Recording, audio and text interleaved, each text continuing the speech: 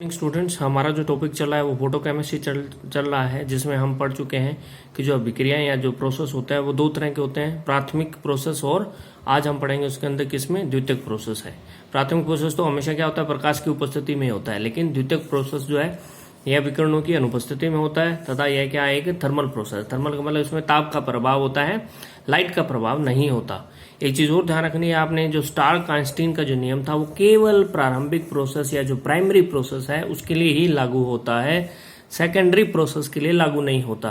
क्यों नहीं होता? क्योंकि प्रारंभिक प्रोसेस के अंदर हम क्या करते हैं, एक क्वांटा द्वारा क्या होता है, एक अणु का क्या होता है, उत्तेजन होता है, वो एक्साइटेड स्टेट में जाता है। लेकिन ये जरूरी नहीं है कि जो एक अणु उत्तेजित अवस्था में हो वो क्या करे, वो बहुत सारी क्रिया कर सकता है, वो अपनी ऊर्जा को उत्सर्जित कर सकता है, रासायनिक अभिक्रिया में भाग ले सकता है, ठीक है, विकिरणों का उत्सर्जन कर सकता है। तो ये ध्यान रखना है कि जो द्वितीयक अभिक्रियाएं जो है वो क्या है, स्टार्क आइंस्टीन नियम उस पर लागू नहीं होता, ठीक है। ओनली जो प्राइमरी प्रोसेस होता है उसी पर क्या होता है, ये स्टार्क आइंस्टीन नियम लागू होता है। अब क्या होता है, एक बहुत ही इंपॉर्टेंट हमारा टॉपिक है जिसको जेवलॉन्स्की डायग्राम बोलते हैं, ठीक है। जेवलॉन्स्की डायग्राम होता क्या है, जब कोई भी अणु है, अणु क्या करता है, अणु या परमाणु आप उस पर लाइट डालते हो तो वो क्या करेगा, लाइट का अवशोषण करेगा। जब वो बेटा लाइट का अवशोषण करेगा तो वो क्या करेंगे, उसका जो इलेक्ट्रॉन है वो कहाँ चला जाएगा, उत्तेजित अवस्था के अंदर चला जाता है। जब उत्तेजित अवस्था में चला जाता है तो होता क्या है, उसके अंदर उत्तेजित जो अवस्था होती है वो हमेशा अस्थायी होती है, अनस्टेबल होती है। तो उसकी प्रवृत्ति होती है कि मैं वापस कहाँ आ जाऊं, ग्राउंड स्टेट में आ जाऊं या मूल अवस्था में आ जाऊं। तो मूल अवस्था में आने के लिए क्या करते हैं, बहुत सारे प्रोसेस होते हैं। तो हमें ध्यान रखना है कि ये उच्च ऊर्जा वाले इलेक्ट्रॉन विभिन्न भौतिक और भौतिक प्रोसेस द्वारा, जैसे प्रतिदीप्ति, इसको हम क्या कहते हैं, फ्लोरिसेंस कहते हैं, एवं स्फुरदीप्ति को क्या कहते हैं हम, फास्फोरिसेंस कहते हैं, या नॉन रेडिएशन प्रोसेस या अविकिरण प्रोसेस। अविकिरण प्रोसेस का मतलब होता है इसमें उष्मा बाहर निकलती है, द्वारा वापस कहाँ आ जाते हैं, मूल अवस्था में या ग्राउंड स्टेट में आ जाते हैं, ठीक है। अब ये जो ग्राउंड अवस्था में आते हैं, इस पूरे प्रोसेस को क्या किया कि जेवलॉन्स्की जो था उसने इसको एक चित्र के द्वारा समझाया, और उस चित्र को हम क्या कहते हैं, जेवलॉन्स्की डायग्राम कहते हैं। ये बिल्कुल आसान है बेटे, बिल्कुल सिंपल आपका डायग्राम है। देखिए इसको समझिए पहले, अगर आपको समझ में आ गया तो सारा कुछ आप इसको लिख सकते हो। तो सबसे पहले क्या लिया है मैंने, ये एक लाइन खींची है और इसको मैंने क्या लिखा है, एस नोट लिखा है। एस नोट का मतलब ये ग्राउंड स्टेट है, या इसको अपने क्या कह सकते हैं, मूल अवस्था में है। कौन सी अवस्था में है, ये आपका मूल अवस्था के अंदर है, ठीक है। ग्राउंड स्टेट है या क्या है बेटा, मूल अवस्था में। जब ये मूल अवस्था में है तो हम क्या करेंगे, इसको उष्मा देंगे। जब आप उसको उष्मा देते हैं तो कहाँ जाएगा, वो उत्तेजित अवस्था में जाएगा। तो उत्तेजित अवस्था भी आपकी क्या होती है बेटा, दो तरह से है, ठीक है। दो तरह से हम इसको क्या कहते हैं कि अगर यहां से वो उत्तेजित अवस्था में कौन से में जाएगा, जैसे S1, S2, S3, S4 अगर होता है, तो ये निर्भर करता है कि आपने कितनी उसको उष्मा दी है। आपने ज्यादा दी तो हो सकता है कि वो ऊपर वाली उत्तेजित अवस्था में चला जाए, अगर आपने कम उष्मा दी तो हो सकता है वो कम उत्तेजित अवस्था में जाए। तो उत्तेजित अवस्थाएं भी दो होती है बेटा, एक इसको हम क्या कहते हैं, सिंगलेट या प्रथम उत्तेजित एकक अवस्था बोलते हैं, इसको सिंगलेट बोलते हैं। क्यों बोलते हैं मैं आगे बताऊंगा।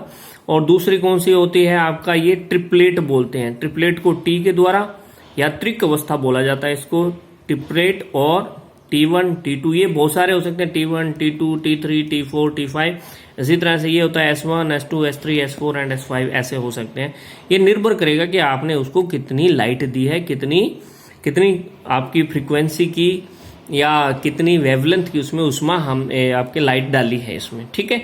मान लेते हैं ये ग्राउंड स्टेट में था, ये इसने इलेक्ट्रॉन को ऊर्जा हमने दी, रेडिएशन दी, ये इसने उसको अवशोषित किया। मान लेते हैं वो कहां से, सबसे पहले किस में गया, S2 के अंदर चला गया, ठीक है। ये पहले हमेशा इलेक्ट्रॉन हमेशा T में नहीं जाता बेटा, ये ध्यान रखना है। ये हमेशा किस में जाता है, S में जाता है, एकक अवस्था में जाता है, ठीक है। ये S2 जो है वो ज्यादा ऊर्जा वाला है, किससे, S1 से, क्योंकि हमने इसको ज्यादा ऊर्जा दी। तो ये कहाँ गया बेटा, ये यहाँ पे चला गया, ठीक है। इसको बोलते हैं सिंगलेट अवस्था या एकक अवस्था बोलते हैं। ये आपके प्रथम एकक उत्तेजित अवस्था होगी, ये द्वितीय होगी, ठीक है। और ये जो ट्रिपलेट अवस्था है, इसकी ऊर्जा जो होती है हमेशा सिंगलेट से कम होती है। जैसे मैंने ये S1 बनाया और इससे थोड़ी कम क्या बना देनी है आपने, T1 बना देना है। ये मैंने इससे ज्यादा ऊर्जा वाला S2 बनाया, इससे थोड़ी कम ऊर्जा वाला क्या बना देना है आपने T2 बना देना है। ठीक है, यहां तक क्लियर हो गया। तो ये ट्रिपलेट अवस्था होती है और ये क्या होती है, सिंगलेट अवस्था। मैं थोड़ा सा बता देता हूँ ट्रिपलेट अवस्था में क्या होता है। भाई मूल अवस्था के अंदर इलेक्ट्रॉन है, मान लिया उसके पास इलेक्ट्रॉन है, और अगर दोनों के दोनों इलेक्ट्रॉन, जैसे मान लिया इसके पास कितने इलेक्ट्रॉन है बेटा, 2 इलेक्ट्रॉन है, आपने उसको उष्मा दी, तो उसने क्या किया, उष्मा, क्योंकि दोनों इलेक्ट्रॉन के क्या होते हैं, विपरीत चक्रण के होते हैं, हमने उसको उष्मा दी तो उसने उस उष्मा को या लाइट को अवशोषित किया। अगर दोनों इलेक्ट्रॉन का चक्रण विपरीत ही रहता है, क्योंकि ये उत्तेजित अवस्था में जाएगा, जब उत्तेजित अवस्था में जाएगा यदि इलेक्ट्रॉन का चक्रण विपरीत ही रहता है, ठीक है, दोबारा से मैं कह रहा हूं, यदि इलेक्ट्रॉन का चक्रण विपरीत रहता है, यानी कि इसी रूप में रहता है, ये बदलता नहीं है, तो उसे हम क्या कहते हैं, उसे हम क्या कहते हैं बेटा, सिंगलेट अवस्था कहते हैं, एकक अवस्था कहते हैं। यदि यह बदल जाता है, जैसे आपने मूल अवस्था में ये था और इसमें ऐसे गया और इसमें भी अगर ऐसे ही चला जाता है, यानी कि दोनों का जो स्पिन है वो एक दिशा में ही है, एक ही दिशा के अंदर है, ये विपरीत था, ये दोनों एक दिशा में, इसका मतलब चक्रण क्या हुआ, बदल गया तो उसको अपने क्या कहते हैं, ट्रिपलेट अवस्था कहते हैं। ठीक है, T1 और T2 कहते हैं। अगर वो नहीं बदलता तो उसको क्या कहते हैं, हम सिंगलेट अवस्था कहते हैं। अब इसको समझिए बेटे, अब होता क्या है इसके अंदर, ये जैसे उच्च ऊर्जा वाला है, ये क्या है, कम ऊर्जा वाला है, तो यहां से वो क्या करेगा, उष्मा का उत्सर्जन करके S2 से किस में आ सकता है, S1 में आता है। तो जब वो आता है तो इस प्रक्रम को हम क्या कहते हैं, इंटरनल कन्वर्जन कहते हैं, या आंतरिक परिवर्तन कहते हैं, या इसको IC से द्वारा प्रदर्शित करते हैं। तो कहां से कहां आ रहा है, S2 से S1 में आ रहा है, कहां से आ रहा है, S2 से S1 में, तो क्या कहेंगे इसको, इंटरनल कन्वर्जन या आंतरिक परिवर्तन कहेंगे।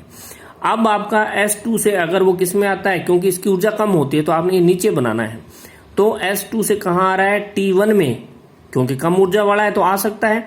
तो इसको हम क्या कहते हैं, इंटर सिस्टम कन्वर्जन कहते हैं। क्या कहते हैं, इंटर सिस्टम कन्वर्जन, ISC। जैसे S2 से T2 में आया, इसी तरह से S1 से किस में आ सकता है, T1 में आ सकता है, तो इसको क्या बोलते हैं, अंतर निकाय परिवर्तन या ISC। तो कहां से कहां आ रहा है, S1 से T1 में आ रहा है, ये कहां से आ रहा है, S2 से किस में आ रहा है, T2 के अंदर, S2 से T2 के अंदर। तो इसको लिखते क्या है, शॉर्ट फॉर्म में ISC के द्वारा प्रदर्शित करते हैं, इंटर सिस्टम कन्वर्जन। अब ये विकिरण यहां पे आ गई, कहां पे आ गई, S1 में आ गई। तो S1 से ये क्या कर सकता है, अन्य जो विकिरणों का उत्सर्जन करके, ये तो क्या होते हैं बेटे, हमेशा उसमें इनमें S2 से S1 में आए या S2 से T1 में आए, हमेशा उष्मा के रूप में उष्मा बाहर निकलती है, उष्मा के रूप में जो है ऊर्जा बाहर निकलती है इन दोनों केस में, यहां से यहां में, यहां से यहां में। और अगर आपका S1 से अगर ये किस में आता है, मूल अवस्था में आता है, तो वो हमेशा क्या होता है, रेडिएशन द्वारा होता है, विकिरणों द्वारा होता है। ठीक है, तो इसको हम क्या कहते हैं, फ्लोरिसेंस। फ्लोरिसेंस किस कब कहेंगे, जब S1 से किस में आ रहा है बेटा, S0 में आ रहा है। अगर यह T1 से किस में आ रहा है, S0 में आ रहा है, ये हमारा क्या है बेटा, मूल अवस्था है ना, S0। अगर T1 से S0 में आ रहा है, मूल अवस्था में आ रहा है, तो इसको क्या बोलते हैं, स्फुरदीप्ति बोलते हैं या फास्फोरिसेंस बोलते हैं। तो ये ध्यान रखना है कि प्रतिदीप्ति किसको कहेंगे, S1 से S0 में आए। स्फुरदीप्ति कब कहेंगे, जब वो T1 से किस में आए, S0 में आए। ISC किसको कहेंगे, यदि वो S2 से T2 में आए या S1 से T1 में आए। IC किसको कहेंगे, यदि वो S2 से S1 में आए, तो उसको हम क्या कहते हैं, आंतरिक परिवर्तन कहते हैं। और ये हमारी मूल अवस्था है। तो ये डायग्राम अच्छे से समझ लेना, ठीक है, क्लियर। तो अब क्या होता है भाई, हम इसमें आगे पढ़ेंगे, जो हम वही चीजें पढ़ेंगे जो हम पढ़ चुके हैं। तो निकाय की ग्राउंड अवस्था में इलेक्ट्रॉन युग्म का चक्रण विपरीत दिशा में होता है। मैंने बताया ये एक इस तरफ क्लॉकवाइज और एक एंटी क्लॉकवाइज है। निकाय द्वारा विकिरणों का अवशोषण तीव्र गति से होता है भाई। जब भी आप उसमें रेडिएशन डालते हैं तो वो 10 की पावर -13 सेकंड में ही क्या करेगा, उस लाइट को अवशोषित कर लेता है।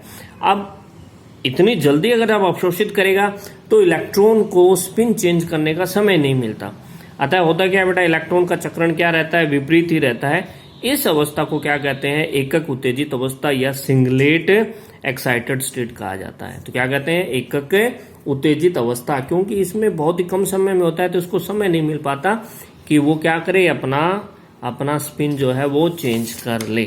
ठीक है बेटे। अब हम इसके बाद, तो यह अवस्था हमेशा ध्यान रखनी है, अगर यह अवस्था क्या होती है बेटा, कम स्थायी होती है, कम स्टेबल होती है। यह अवस्था इलेक्ट्रॉन के चक्रण परिवर्तन द्वारा, अब क्या होता है, ये जो अवस्था है कौन सी, एस, जो सिंगलेट अवस्था है, एकक अवस्था है, वो इलेक्ट्रॉन के चक्रण द्वारा किस में बदल जाती है, त्रिक अवस्था में या ट्रिपलेट एक्साइटेड स्टेट के अंदर बदल जाती है। और ये अवस्था क्या होती है, सिंगलेट से ज्यादा स्थायी होती है। तो इसमें मैंने एक छोटे से डायग्राम के द्वारा इसको प्रदर्शित किया है। भाई सबसे पहले मैंने क्या मान लिया, ये ग्राउंड स्टेट में, यहाँ पे आपके 2 इलेक्ट्रॉन है, ये उच्च ऊर्जा वाली अवस्था है। तो ये मैंने यहाँ पे लाइट डाली, तो मैंने h द्वारा लिखा। तो क्या हुआ, एक इलेक्ट्रॉन ऐसा था, दूसरा इलेक्ट्रॉन अगर उसका स्पिन बदलता नहीं है, ठीक है, तो इसको हम क्या कहेंगे, एकक उत्तेजित अवस्था कहेंगे। फिर इसमें क्या होता है, चक्रण में परिवर्तन हो जाता है इस वाले में, तो इसका चक्रण भी क्या हो गया, अलग हो गया। तो दोनों का चक्रण क्या हो गया, समान हो गया। जब समान है तो उसको क्या बोलते हैं, त्रिक उत्तेजित अवस्था बोला जाता है। ठीक है, तो ये ध्यान रखना है।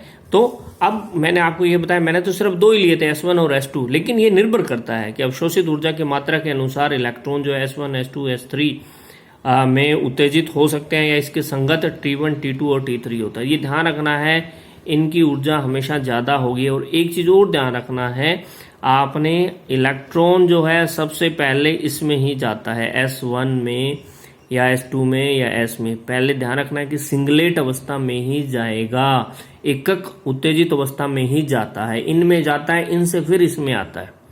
ठीक है, ये ध्यान रखना है। अतः ट्रिपलेट की ऊर्जा हमेशा सिंगलेट से हमेशा कम होती है। ठीक है, अब क्या कहता है, सिंगलेट एक्साइटेड स्टेट से ग्राउंड स्टेट में निम्न प्रोसेस द्वारा आ सकता है।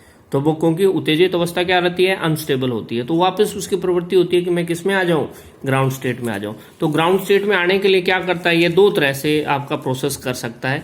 पहला होता है अविकिरण प्रक्रम, यानी कि इसको नॉन रेडिएटिव प्रोसेस बोलते हैं। ठीक है, इसमें जो ऊर्जा है वो क्या होगी, उष्मा के रूप में बाहर निकलती है। ठीक है, ये 2 तरह से हो सकते हैं।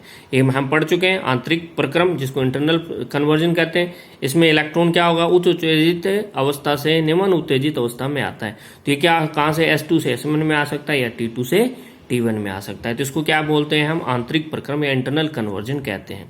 दूसरा होगा इंटर सिस्टम कन्वर्जन या क्रॉसिंग, इंटर सिस्टम क्रॉसिंग, अंतर निकाय परिवर्तन। तो इसमें क्या होगा, इसमें इलेक्ट्रॉन उच्च ऊर्जा वाली एकक अवस्था यानी कि सिंगलेट से कम ऊर्जा वाली ट्रिपलेट अवस्था में आपका क्या होता है बेटा, आता है। तो इलेक्ट्रॉन का क्या होगा, चक्रण भी बदल जाएगा। जैसे S2 से किस में आ जाए, T2 में आ जाए, या S1 से किस में आ जाए, ये आपका T1 के अंदर आ जाता है। तो ये 2 निकाय ऐसे होते हैं जिसमें ऊर्जा का उष्मा के रूप में ह्रास होता है। तो इसको इसलिए इसको क्या बोलते हैं, अविकिरण प्रक्रम या नॉन रेडिएटिव प्रोसेस बोलते हैं। दूसरा आपका जो प्रोसेस होता है जिसके द्वारा ये ग्राउंड स्टेट में आ सकता है, उसको हम क्या कहते हैं बेटे, विकिरण प्रक्रम कहते हैं। यानी कि विकिरण प्रक्रम या रेडिएशन के उत्सर्जन द्वारा आ सकता है। तो इन प्रोसेस में ऊर्जा प्रकाश के रूप में उत्सर्जित होते हैं। ये 2 प्रकार के हो गए। कौन कौन से हो गए बेटा, फ्लोरिसेंस हो गया और कौन सा हो गया, फास्फोरिसेंस हो गया। फ्लोरिसेंस क्या था, यानी कि S1 से कहाँ आए, S0 में आए। कहाँ आए, S1 से S0 में अगर आता है तो इसको क्या बोलते हैं, फ्लोरिसेंस कहते हैं। यानी कि प्रथम एकक अवस्था से इलेक्ट्रॉन जब ग्राउंड स्टेट में आ जाता है। ठीक चीज ध्यान रखना है कि इसमें उत्सर्जित विकिरण की तरंग दैर्ध्य आपतित से अधिक होगी। ठीक है, जितनी ऊर्जा उसमें अवशोषित की है उससे ज्यादा तरंग दैर्ध्य की उष्मा आती है। क्यों आती है, क्योंकि वो पहले S2 में जाता है, S2 से कुछ ऊर्जा का हास करके क्या आता है, S1 में आता है। और हमें पता है कि ऊर्जा और तरंग दैर्ध्य में क्या होता है, E, और उसके अंदर कौन सा संबंध होता है, E और लैम्डा में इनवर्सली प्रोपोर्शनल होती है, व्युत्क्रमानुपाती होती है।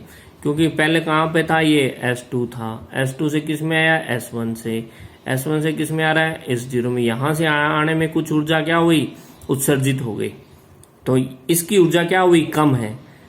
ठीक है, जब इसकी ऊर्जा कम है तो जब ये इसमें आएगा तो लैम्डा क्या होगा, हमारा बढ़ जाएगा। तो ये ध्यान रखना है। लेकिन ये इंपॉर्टेंट ये चीज है कि आपतित विकिरण को हटाते ही जो है प्रतिदीप्ति भी क्या हो जाती है, लुप्त हो जाती है। फ्लोरिसेंस तब तक ही काम करता है जब तक आप उसमें लाइट डाल रहे हो। और ये संक्रमण है 10⁻⁻8 सेकंड में पूरा हो जाता है, कंप्लीट हो जाता है। दूसरा हो गया कौन सा बेटा, फास्फोरिसेंस। फास्फोरिसेंस कहाँ पे था ये प्रथम उत्तेजित ट्रिपलेट स्टेट से कहाँ आता है, T1 से इलेक्ट्रॉन जो है वो में से इलेक्ट्रॉन प्रकाश का उत्सर्जन करके कहाँ आ जाता है, ग्राउंड स्टेट में आ जाता है। इसको हम क्या कहेंगे, स्फुरदीप्ति या फास्फोरेसेंस कहते हैं। यह क्या होता है, अधिक समय तक होता है, क्योंकि ट्रिपलेट स्टेट क्या होती है, स्थायी होती है ना। जैसे ZNS के अंदर ये शो करता है फास्फोरेसेंस। तो यह संक्रमण कहाँ से हुआ, T1 से S0 के अंदर हुआ। तो ये लगभग 10⁻³ से 1 सेकेंड में होता है। तीसरा हो गया, वो ग्राउंड स्टेट में आने का तरीका होता है कि जो भी सक्रिय अणु है, ठीक है, वो क्या करे, ट्रिपलेट स्टेट में जो होता है वह रासायनिक अभिक्रिया में भाग ले कोई नया यौगिक बना दे और किसमें आ जाए, ग्राउंड स्टेट के अंदर आ जाए।